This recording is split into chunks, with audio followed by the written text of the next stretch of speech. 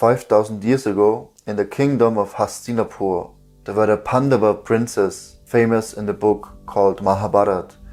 And the Pandavas, they lived in exile. And when they were in the forest in exile, they wanted to get some water. So the first brother went to get water. And he heard some voice in the water telling him he can't drink the water. It's not his, otherwise this voice he perceived will punish him. And the first one drank the water, and he fell unconscious. After some time, one of the brothers thought, something might be wrong, I'd rather check what is in the water. Then the next one went. Again, he fell unconscious because he drank the water. So all the brothers went.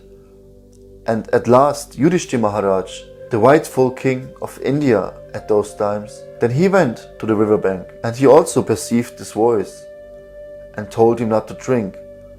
And he was a little bit more careful. He thought, all my brothers are gone, something must have happened. And he told this entity, who are you? What happened to my brothers? Please reveal yourself. And then this entity appeared in front of him. And he told him he can't drink this water, but he can get back his brothers by answering him a few questions. And then so it started. He asked him lots of different questions. There were almost 100 questions, maybe even more, about various things in life. And Yudhishthira answered all of them. And one of the most famous questions was, what is the most astonishing thing in life? And Yudhishthira Maharaj, he answered, the most astonishing is that everyone around us dies. Friends, families, animals, loved ones. Everyone has to face the moment of death and leave this material body. But we think it will never happen to us.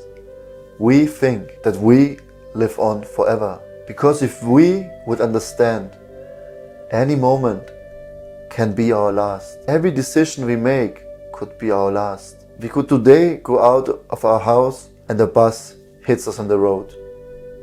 You never know when is your last moment, your last breath. Because if you would know, you would use your time wisely. Just try it out today. Live your day as it would be your last. That doesn't mean pump yourself up with alcohol, drugs, and don't sleep and overeat and all kinds of nonsense. No. Use this moment for self-realization. It is said the best spiritual meditation is about God, about our divine connection with God. And the best material meditation is to meditate about death. Do you close your eyes and feel into it? What does it mean to leave this material world? Actually, when I heard this phrase from a friend, on that day I prayed. My prayer was, I want to be closer to death. I want to experience. What does it mean to prepare yourself for leaving this material world? Must be scary. If you don't prepare, if you not practice, if you think you are this body, if you don't know about the soul, must be a very heavy experience. And on that day, in the morning, I got a message that one of my closest friends died. But he died 6 months ago. I didn't know about it. We're not in contact anymore. So someone else wrote me. I got so hit. We were very close. I worked with him for many years. We were very close. But last 10 years, we had no connection anymore. But when I heard about it, I just asked to show me how it feels to be close to death. And this experience went very deep. I could really understand, hey, at one point, me in this form will not be there. And the whole day, it was very calm, very peaceful. So we should not think that we will be always here. We should prepare ourselves. And how we can prepare ourselves? There's different ways described in the scriptures. But start with small things. Things you don't need in this world.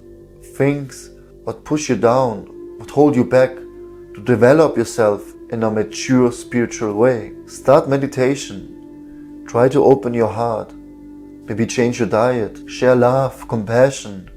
wisdom with others. Be humble, see the good in others, appreciate life, live to give, not to take. You will see a life of service, a life to give others, to serve humanity, to serve God. You will get so much more happiness, bliss and ecstasy out of it. But first, face the truth, face the reality that one day, sooner or later, you have to go the next step, to leave this material physical form, to leave behind all your loved ones and family members, and to take on another body to continue your journey. Because the soul doesn't have to die. The soul is eternal. Sat Chit Ananda means Sat, eternal, no beginning, no end. The soul was always present. Chit, full of knowledge, wisdom, full of consciousness and awareness. Like we can understand. We need to watch a YouTube video. We need to read books. We need to go to school. We are not full of wisdom. We're not full of awareness.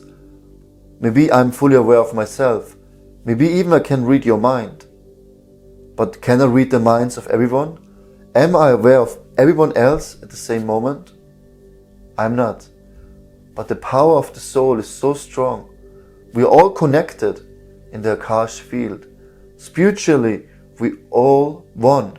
But in the same time, we always keep our individuality. Eternity, our body, this physical form, has to die. We can see the cells changes every 7 years. So our bodies die already now. Every day we die, we change our body. It's nothing spectacular. Like you change your clothes in the morning and in the evening and the next day. In the same way, we change this body. But the soul is eternal. That's why we don't want to die. We want to live forever. Because the soul lives forever.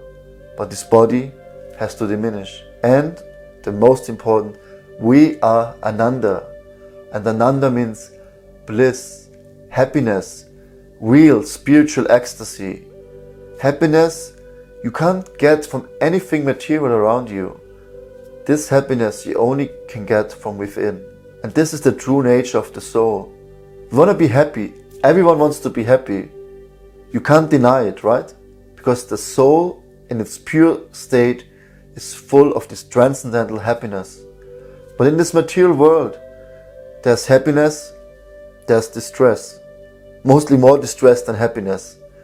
So there's always these dualities. In the material form, we have to suffer. We have to undergo birth. How painful must it be? Old age, disease, death. Take birth again. Old age, disease, death. But if we live a spiritual life, we can break the circle of birth and death. But first, you have to face the reality that everything is temporary.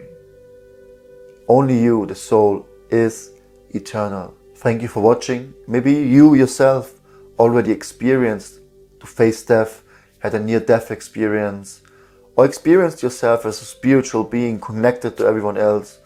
Please leave some comment in the comment section below and share with us your story. Maybe you have some video to share or give some feedback. I would really appreciate. Let's talk about the nature of the soul. Eternal, full of knowledge and full of bliss. From my heart to your heart, Namaste.